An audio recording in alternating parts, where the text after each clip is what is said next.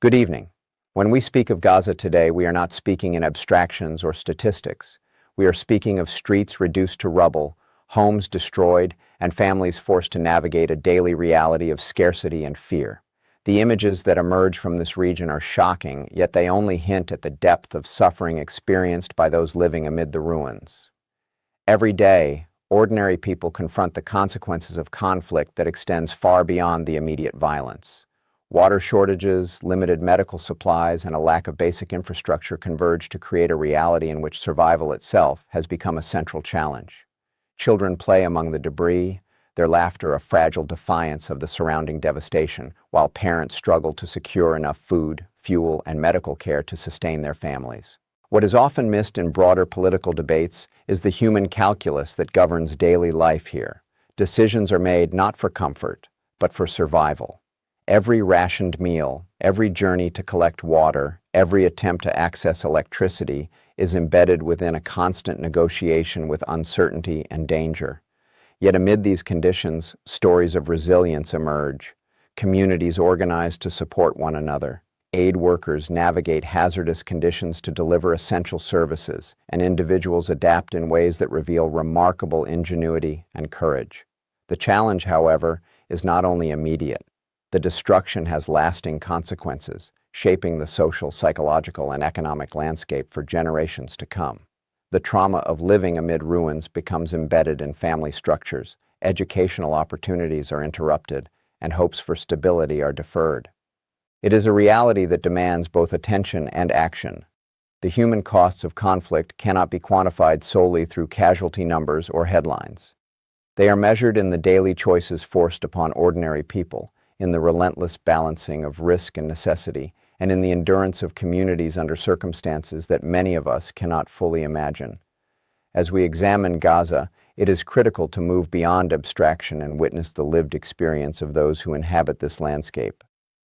Their struggle is not temporary or peripheral. It is the core of understanding the true impact of conflict.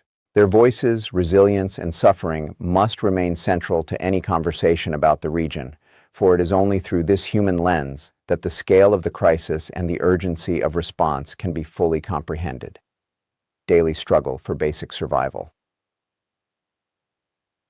The daily struggle for basic survival in Gaza represents a reality that extends far beyond the images of destruction commonly circulated in the media, reflecting a deeply entrenched humanitarian crisis that touches every aspect of life.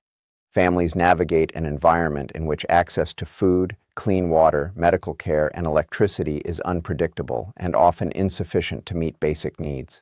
The scarcity of essential resources forces individuals to make decisions that are fundamentally about survival rather than choice, compelling parents to ration limited supplies for children, prioritize which medical treatments to seek, and determine how best to allocate time and energy to meet fundamental necessities. Water, which in most societies is taken for granted, becomes a central daily concern, with residents often forced to rely on unsafe or limited sources that compromise health and well-being.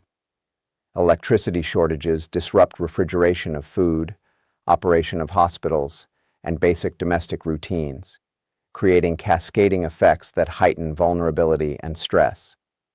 Access to medical care is similarly constrained, with hospitals functioning under extreme pressure, shortages of critical supplies, and intermittent power, resulting in delayed treatment, inadequate care, and heightened mortality risk, particularly among the most vulnerable populations such as children, the elderly, and the chronically ill.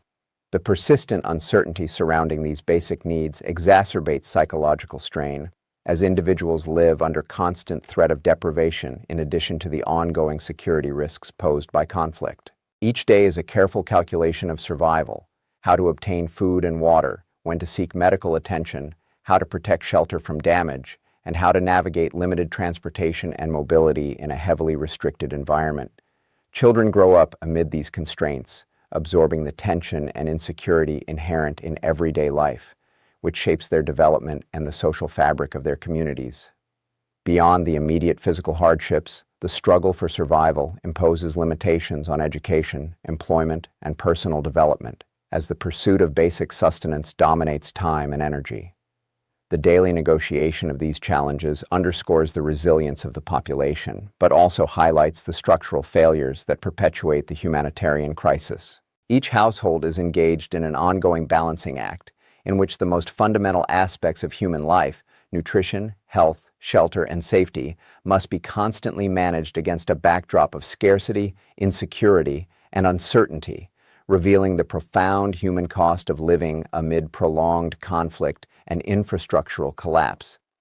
The destruction of infrastructure in Gaza profoundly shapes every aspect of daily life, transforming what should be ordinary routines into constant struggles and imposing long-term consequences on the social, economic, and psychological well-being of the population. The widespread damage to homes, schools, hospitals, roads, and public utilities has created an environment in which basic functionality cannot be assumed, and every task requires additional effort, time, and risk.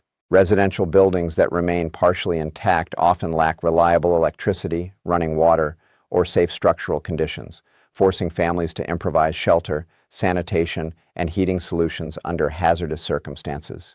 Hospitals and clinics operate under extreme constraints, with intermittent electricity, limited medical supplies, and overcrowded wards, making it difficult to provide adequate care for both routine health needs and emergency situations. Schools, too, have been damaged or destroyed, disrupting education and social development for children, who often attend classes in makeshift settings or not at all, affecting literacy, learning outcomes, and long-term opportunities. Public utilities, including water networks and sewage systems, are frequently impaired, leading to water contamination, limited access to clean drinking water, and heightened risk of disease outbreaks. Transportation infrastructure has been similarly affected, complicating the movement of people, goods, and aid, while increasing vulnerability in emergencies. The cumulative impact of these infrastructural deficiencies is not limited to immediate survival. It reshapes social structures, economic activity, and community cohesion. Families expend disproportionate amounts of time and energy addressing basic needs that would otherwise be automated or guaranteed, reducing capacity for employment, income generation, or participation in community and civic life. The destruction also has long-term psychological effects, reinforcing feelings of instability, helplessness, and insecurity among adults and children alike. Rebuilding efforts are hampered by limited access to materials, ongoing security concerns, and political obstacles, creating a cycle in which infrastructure damage begets further hardship and constrains recovery. The visible ruins serve as daily reminders of vulnerability, but the less visible consequences, interrupted education, delayed health care, and compromised public services, extend across generations, entrenching social and economic disadvantage. The interplay between damaged infrastructure and everyday life illustrates the depth of systemic challenges facing Gaza, where the absence of functional utilities, safe housing, and operational institutions not only complicates daily survival, but also undermines long-term resilience and development, leaving communities trapped in a persistent state of crisis. The resilience displayed by communities in Gaza amid ongoing devastation reflects both extraordinary human adaptability and the persistent strength of social networks under conditions of extreme hardship. While the physical environment presents daily obstacles, rubble-strewn streets, damaged infrastructure, and intermittent access to essential services, the population has developed coping mechanisms that allow life to continue despite profound disruptions. Families reorganize domestic routines to optimize limited resources, sharing food, water, and shelter among extended households or neighbors to mitigate scarcity. Informal networks of mutual aid have emerged, in which individuals and local organizations coordinate to distribute essential supplies, provide medical support, and facilitate access to education despite the destruction of schools and community centers. Humanitarian organizations, both local and international, navigate hazardous conditions to deliver critical assistance, often relying on community knowledge and cooperation to reach those most in need, demonstrating the importance of social cohesion in sustaining survival. Residents employ adaptive strategies to maintain livelihoods, including small-scale trade, home-based production, and other informal economic activities that circumvent structural constraints and security challenges. reflecting ingenuity and perseverance in the face of systemic barriers. Children and youth, despite limited access to formal education and recreational spaces, develop informal learning opportunities, peer networks, and creative activities that preserve aspects of normalcy and social development. Communities collectively mobilize to repair damaged infrastructure at the local level, from clearing debris to reconstructing partial housing or makeshift schools, demonstrating both agency and shared responsibility in environments where formal institutional support is inconsistent or unavailable. Religious and cultural practices serve as additional mechanisms of resilience, providing emotional stability, continuity, and a framework for communal solidarity. Psychological resilience is equally significant as individuals manage the constant stress, uncertainty, and trauma associated with living amid conflict. Coping mechanisms include emotional support within families, reliance on extended kinship networks, and the maintenance of routines that create predictability in otherwise unpredictable circumstances. At the same time, this resilience should not be interpreted as a replacement for structural support or as evidence that the population can endure indefinitely without external assistance. The capacity to adapt and persevere is remarkable, yet it occurs against a backdrop of chronic deprivation, infrastructural collapse, and insecurity that continually tests limits. The resourcefulness, solidarity, and courage exhibited by communities in Gaza highlight not only human endurance, but also the critical importance of sustaining and strengthening both local and international mechanisms that can provide consistent aid, institutional support, and long-term development opportunities in environments where resilience is required merely to survive. The psychological and social consequences of living amid ruins in Gaza are profound, permeating every aspect of individual and communal life and shaping both present experiences and long-term development. The constant exposure to destruction, scarcity, and insecurity generates chronic stress, anxiety, and trauma that affect adults and children alike, altering behavior, decision-making, and interpersonal relationships. Children grow up in an environment where play spaces are scarce, schools are damaged or interrupted, and the sounds of conflict are a frequent part of daily life, resulting in heightened vulnerability to developmental delays, emotional distress, and behavioral challenges. Adults, in turn, bear the dual burdens of ensuring survival under extreme material constraints while managing the psychological strain of prolonged instability, grief, and uncertainty. These stressors often exacerbate social tensions within families and communities, as scarce resources and persistent danger intensify conflict over basic necessities, decision-making, and priorities. Traditional support structures, including extended family networks, religious institutions, and community organizations, provide critical coping mechanisms, yet they themselves are strained by the cumulative pressures of conflict and resource scarcity. Social cohesion is tested by the constant negotiation of survival needs, displacement, and economic precarity, yet communal solidarity frequently emerges as a countervailing force, facilitating resource sharing, mutual protection, and collective problem solving. The disruption of education and socialization processes further compounds the psychological impact, as children and youth lose critical opportunities for skill development, peer interaction, and structured learning, limiting both immediate engagement and long-term prospects for social mobility. Health outcomes are similarly affected, as stress and trauma contribute to physical ailments, reduce immunity, and heighten vulnerability to disease, while limited access to mental health services restricts effective interventions. The intergenerational transmission of trauma is an additional concern, as children internalize stress responses, fear, and coping mechanisms observed in adults, perpetuating cycles of psychological vulnerability and social instability.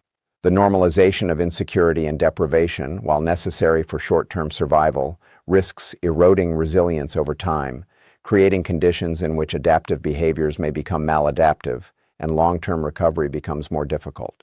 The psychological and social dimensions of life amid ruins, therefore, are inseparable from the material and structural challenges of Gaza, as mental well-being, community cohesion, and social development are both shaped by and actively shape responses to chronic deprivation and conflict. Addressing these consequences requires not only immediate humanitarian support, but sustained investment in mental health services, educational continuity, and community-strengthening initiatives that can mitigate trauma, preserve social networks, and foster the conditions necessary for recovery and resilience over time. Understanding the human impact of conflict in Gaza requires moving beyond statistics and headlines to recognize the lived experiences, struggles, and resilience of ordinary people who navigate daily life amid destruction. Numbers alone, casualty counts, infrastructure damage, or humanitarian aid shortfalls cannot capture the nuanced reality of what it means to exist in a landscape shaped by conflict, scarcity, and insecurity. The human lens emphasizes the everyday choices forced upon residents, from securing basic necessities to protecting family members and preserving dignity under extremely constrained circumstances. Each decision carries significant weight. Families must balance limited food and water, navigate hazardous conditions to access medical care, and determine how to shelter themselves against both environmental hazards and ongoing insecurity. These choices are made under conditions of constant uncertainty, where the consequences of a single miscalculation can be life-threatening, highlighting the fragility and precarity of daily life. At the same time, residents demonstrate remarkable adaptability and resourcefulness, leveraging community networks, informal support systems, and local knowledge to mitigate the impact of structural deficiencies. Neighbors share resources, community groups coordinate aid distribution, and individuals develop coping strategies that maintain social cohesion and provide psychological stability despite persistent adversity. Recognizing the human experience also requires attention to the emotional and psychological toll of living in such conditions. Trauma, stress, and grief are constant companions, shaping interpersonal relationships, family dynamics, and broader community interactions. Children absorb the instability around them, internalizing fear and uncertainty, while simultaneously exhibiting resilience through creative adaptation, peer support, and informal education. Adults navigate complex social and moral choices daily, balancing survival imperatives with the maintenance of ethical and cultural norms, often under intense pressure. Viewing Gaza through this human lens shifts the focus from abstract policy debates to the concrete realities of those most directly affected, emphasizing that humanitarian and political responses must account for lived experience.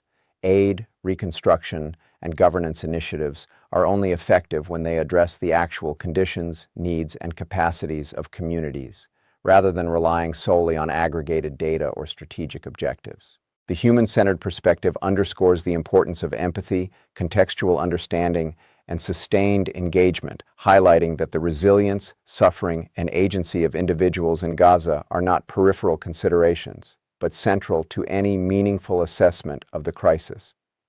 By centering human experience, observers and policymakers gain critical insight into both the immediate and long-term consequences of conflict, as well as the urgency of interventions designed to preserve life, dignity, and the possibility of recovery amid enduring adversity.